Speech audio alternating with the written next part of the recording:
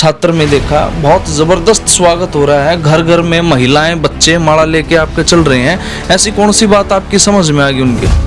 आज प्रदेश का हर वर्ग बुजुर्गों की पेंशन काट दी, गरीब आदमी का फैमिली आईडी के नाम पर इनकम का जो खेल खेला जा रहा है, गरीबों के राशन कार्ड काट दिए, सरपंच आज सड़कों पे बैठे हैं, कर्मचारी सड़कों पे बैठे हैं। आज प्रदेश बदहाल है, ऐसे लगता है जैसे सरकार नाम की कोई चीज़ नहीं है। पिछले 25 साल में सत्ता होने के बाद इतना बुरा हाल मैंने जो उचाना शहर की अगर बात करें, मेरे ख्याल सबसे पिछड़ा और बैकवर्ड उचाना शहर है। अगर मैं बीजेपी की बी टीम होता तो मुझे मेरे रेड नहीं पड़ती, मेरे ऊपर 9 केस दर्ज नहीं होते। यही नाम है क्या उसका, बी टीम का। यहाँ पे हुड्डा का दबदबा है, तो कहीं ना कहीं आप सिर्फ और सिर्फ एक प्रेशर पॉलिटिक्स कर रहे हैं कि आगे से वहाँ मेरी सीट सेफ हो जाए।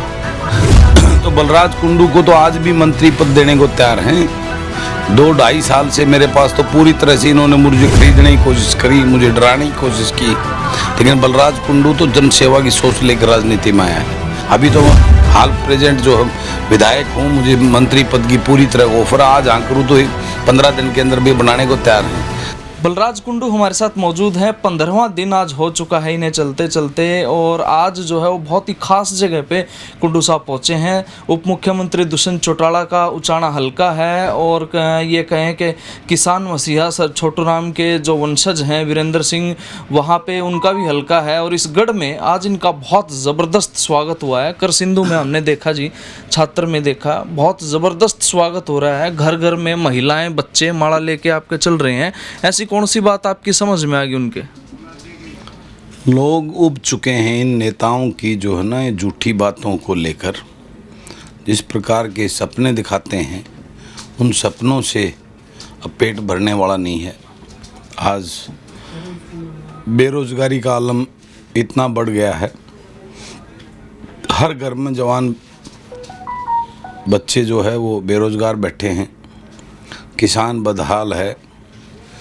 आज प्रदेश का हर वर्ग बुजुर्गों की पेंशन काट दी, गरीब आदमी का फैमिली आईडी के नाम पर इनकम का जो खेल खेला जा रहा है, गरीबों के राशन कार्ड काट दिए, सरपंच आज सड़कों पे बैठे हैं, कर्मचारी सड़कों पे बैठे हैं। आज प्रदेश बदहाल है, ऐसे लगता है जैसे सरकार नाम की कोई चीज़ नहीं है। आज भ्रष्टाचार लूट पूरे प्रदेश में मची हुई है। आज महंगाई आसमान छू रही है, बेरोजगारी में प्रदेश 1 नंबर पर हो गया है। इन सारी चीज़ों को देखें तो लोगों में इतना हताश और निराशा है, लोग अपने आप को ठगा हुआ महसूस कर रहे हैं। इन सारी बातों को देखकर लोगों के अंदर बहुत ज़्यादा आक्रोश है, गुस्सा है, सरकार के प्रति नाराज़गी है। इस जो ठगबंधन की सरकार है, इन्होंने लोगों को ठग लिया, झूठ बोल के बड़े सपने दिखाकर, और लोग जो वोट लिए हैं तो उससे इतना निराश है। उचाना की अगर हम बात करें तो उचाना के अगर आप पिछला इतिहास देखो तो लगभग 25 साल से उचाना सत्ता में बैठा हुआ है। उचाना के नेता वीरेंद्र सिंह हो चाहे दुष्यंत चौटाला, पिछले 25 साल से सत्ता के अंदर है, और पिछले 25 साल में सत्ता होने के बाद इतना बुरा हाल मैंने जो उचाना शहर की अगर बात करें, मेरे ख्याल सबसे पिछड़ा और बैकवर्ड उचाना शहर है। लोगों में इतनी निराशा है जिसका कोई अंत नहीं है, और उसी का नतीजा है जो लोग मेरे स्वागत में मुझे आशीर्वाद देने के लिए खड़े हैं। लोग अब बदलाव चाहते हैं। इनकी बातों से इतनी ये कांग्रेस, भाजपा, जजपा, इनकी बातों से उब चुके, कुछ नया चाहते हैं। लोग परिवर्तन चाहते हैं, व्यवस्था परिवर्तन, सिस्टम में बदलाव चाहते हैं। उसी का नतीजा ये आप सब देख रहे हैं। कुंडू साहब, आपको नहीं लगता कि बहुत बड़े बड़े घराने हैं, एक अकेला कुंडू कैसे मुकाबला करेगा इन घरानों का? लोग करेंगे मुकाबला। ये सबसे बड़ी बात जो आपने बात बहुत अच्छी बोली, घराने, ये राजघरानों की जो प्रथा को जो ना बदलेगा। अब इतनी मेरी बातों को पसंद कर रहे हैं लोग, जो मैं बोल रहा हूँ, वे गरीब किसान के घर में पैदा हुए, पढ़े लिखे युवा, नई सोच के ऊर्जावान जो है, जब युवा राजनीति में आए तभी व्यवस्था परिवर्तन होगी, और उसी के लिए लोग पूरी तरह तैयार बैठे हैं।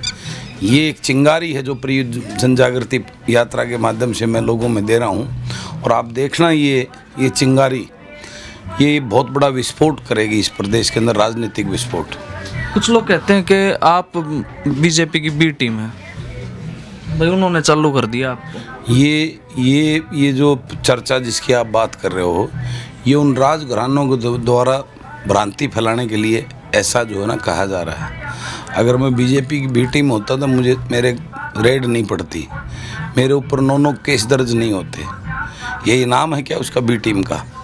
ये इस प्रकार की चर्चाएं, इस प्रकार की भ्रांतियां फैलाने का काम, वो राजघराने उनको ये लगने लग गया कि तुम्हारी दुकान बंद होने जा रही है, तब इस प्रकार की भ्रांतियां वो समाज के अंदर फैला रहे हैं। कुछ लोगों का ये भी मानना है कि जो आपका महम लगा लो या ये झज्जर, बहादुरगढ़, रोहतक, ये एरिया जो है यहाँ पे हुड्डा का दबदबा है, तो कहीं ना कहीं आप सिर्फ और सिर्फ एक प्रेशर पॉलिटिक्स कर रहे हैं कि आगे से वहाँ मेरी सीट सेफ हो जाए।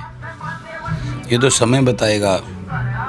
ये जो इस प्रकार की जो चर्चाएं जो ये फैला रहे हैं, ये तो आने वाला समय बताएगा कि मैं किस प्रकार की पॉलिटिक्स कर रहा हूँ।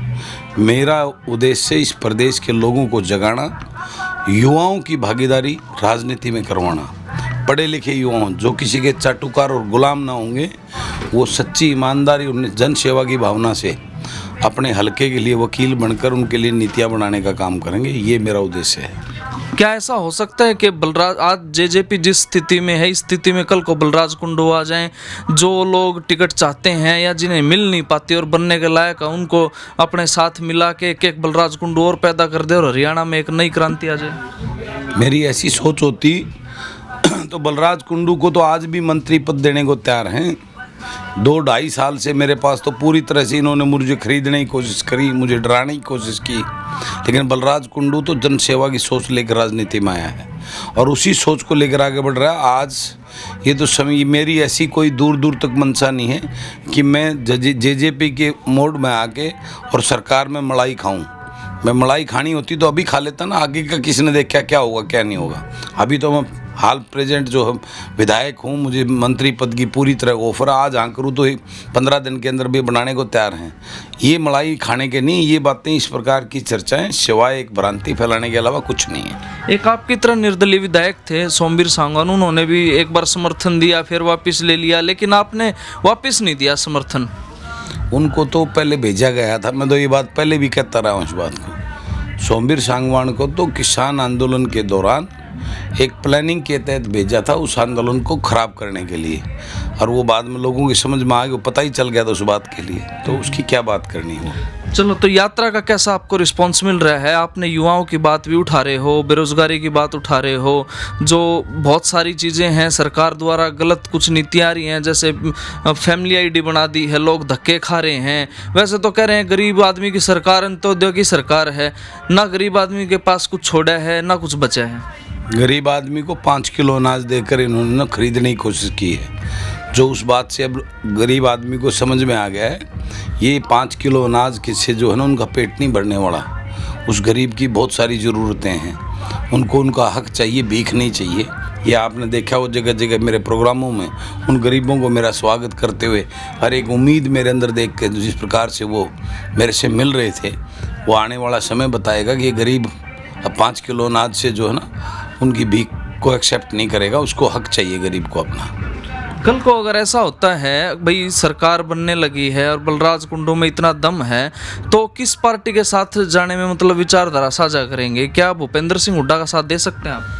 बलराज कुंडू अगर इस सोच से आएगा लोगों के, उसके बाद में तो अपनी ही सरकार बनाने की बात करेंगे, इससे सहयोग की क्या बात करेंगे? क्या बात है, मतलब ये हम परिकल्पना कर सकते हैं कि आने वाले समय में इस यात्रा का इतना असर हो प्रदेश में कि हम सरकार भी बना सकें। बिल्कुल, युवाओं की सरकार बनेगी, इसमें कोई दो राय नहीं।